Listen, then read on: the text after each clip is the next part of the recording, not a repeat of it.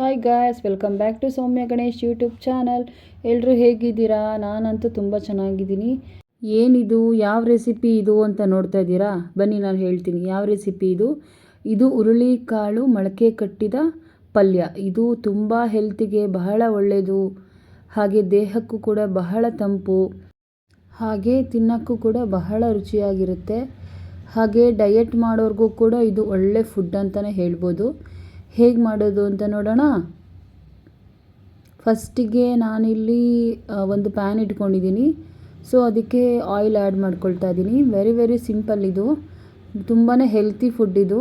So oil ಕಾಯ್ತಾ ಇದೆ.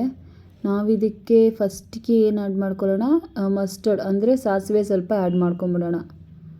ನೋಡಿ, ಸಾಸಿವೆ ಆ್ಯಡ್ ಮಾಡ್ಕೊಂಡಿದ್ದೀನಿ.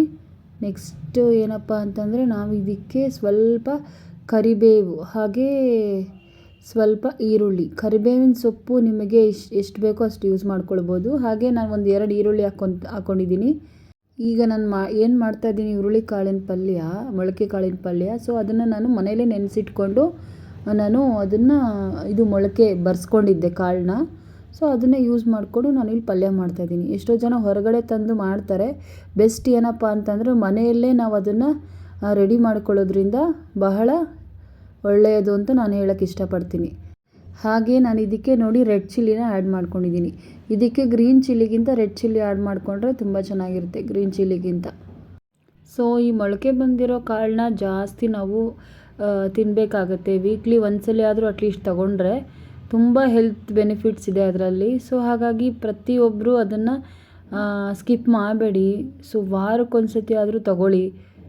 ಇವಾಗಿರೋ ಸಿಚುವೇಷನಲ್ಲಿ ನೀವೇ ನೋಡಿದ್ದೀರಾ, ಜಾಸ್ತಿ ಹೆಲ್ದಿ ಫುಡ್ಗಿಂತ ಜಂಕ್ ಫುಡ್ಗಳೇ ಜಾಸ್ತಿ ಆಗೋಗಿದೆ. ಸೊ ಅಂಥ ಟೈಮಲ್ಲಿ ನಾವು ಅಟ್ಲೀಸ್ಟ್ ಈ ಥರ ಫುಡ್ ತಗೊಳ್ಳೋದ್ರಿಂದ ಹೆಲ್ತಿಗೆ ಬಹಳ ಒಳ್ಳೆಯದಾಗುತ್ತೆ. ಸೊ ಹಾಗಾಗಿ ನಾನು ಹೇಳ್ತಾ ಇದ್ದೀನಿ. ಸೊ ನೆಕ್ಸ್ಟ್ ನಾವು ಇದಕ್ಕೆ ಸ್ವಲ್ಪ ಸಾಲ್ಟ್, ರುಚಿಗೆ ಎಷ್ಟು ಬೇಕೋ ಅಷ್ಟು ಉಪ್ಪನ್ನು ಆ್ಯಡ್ ಮಾಡ್ಕೊಂಡಿದ್ದೀನಿ. ತುಂಬ ಸಿಂಪಲ್ ಈ ಪಲ್ಯ ಮಾಡೋದು. ಜಾಸ್ತಿ ಇಂಗ್ರೀಡಿಯೆಂಟ್ಸ್ ಏನೂ ಇಲ್ಲ, ಜಾಸ್ತಿ ಟೈಮು ಬೇಕಾಗಿಲ್ಲ, ಬೇಗ ಆಗೋಗುತ್ತೆ ಅಷ್ಟೇ. ಬಟ್ ಅದನ್ನು ಸೋಕ್ ಮಾಡಿ ಅದನ್ನು ಮೊಳಕೆ ಬರ್ಸ್ತಾರಲ್ಲ, ಸೊ ಆ ಪ್ರಾಸೆಸ್ ಮಾತ್ರ ಜಾಸ್ತಿ ಇರುತ್ತೆ. ಅದ್ರ ಬಿಟ್ಟರೆ ಪಲ್ಯ ಮಾಡೋದಂತೂ ಬಹಳ ಸುಲಭ, ಹಾಗೆ ರುಚಿಯಾಗೂ ಇರುತ್ತೆ. ಇದೇ ರೀತಿ ಸೇಮ್ ಹೆಸರು ಕಾಳು ಕೂಡ ನಾವು ಸೋಕ್ ಮಾಡಿ ಅದನ್ನು ಮೊಳಕೆ ಬರೆಸ್ಕೊಂಡು ಆಮೇಲೆ ನಾವು ಇದೇ ರೀತಿ ಪಲ್ಯ ಕೂಡ ಮಾಡ್ಕೊಬೋದು. ಸೇಮ್ ಆ್ಯಸ್ ಇಟ್ ಈಸ್ ಇದೇ ಥರ ಇರುತ್ತೆ. ನೆಕ್ಸ್ಟು ನಾನಿಲ್ಲಿ ಆಲ್ರೆಡಿ ಬೇಯಿಸಿ ಇಟ್ಕೊಂಡಿರೋಂತಹ ಹುರುಳಿಕಾಳು ಮೊಳಕೆ ಕಟ್ಟಿರೋವಂಥದ್ದು ಸೊ ಇದಕ್ಕೆ ಆ್ಯಡ್ ಮಾಡ್ಕೊಳ್ಳೋಣ. ನೋಡಿ, ಆ್ಯಡ್ ಮಾಡ್ಕೊಂಡಿದ್ದೀನಿ. ಜಾಸ್ತಿನೂ ಬೇಯಿಸಬಾರ್ದಿದು, ತುಂಬ ಜಾಸ್ತಿ ಬೇಯಿಸಿದ್ರೂ ಚೆನ್ನಾಗಿರಲ್ಲ. ನೋಡಿಕೊಂಡು ಬೇಯಿಸ್ಕೊಳ್ಳಿ, ಬಟ್ ಕಾಳು ಬೆಂದಿದ್ರೆ ಸಾಕು. ಸೊ ಈಗ ಸ್ವಲ್ಪ ಹೊತ್ತು ಲಿಡ್ ಕ್ಲೋಸ್ ಮಾಡ್ಕೊಂಬಿಡೋಣ. ನೋಡಿ, ಕ್ಲೋಸ್ ಮಾಡ್ಕೊಂಡಿದ್ದೀನಿ. ನಿಮಗೂ ಈ ರೀತಿ ಪಲ್ಯಗಳೆಲ್ಲ ಇಷ್ಟನಾ? ನನಗೆ ಕಮೆಂಟ್ ಬಾಕ್ಸಲ್ಲಿ ತಿಳಿಸಿ. ಆ್ಯಕ್ಚುಲಿ ಚಿಕ್ಕ ಮಕ್ಕಳೆಲ್ಲೂ ತಿನ್ನಲ್ಲ ಜಾಸ್ತಿ, ಬಟ್ ಅವರಿಗೆ ಕೊಡೋದ್ರಿಂದ ಬಹಳ ಒಳ್ಳೆಯದು ಕೂಡ.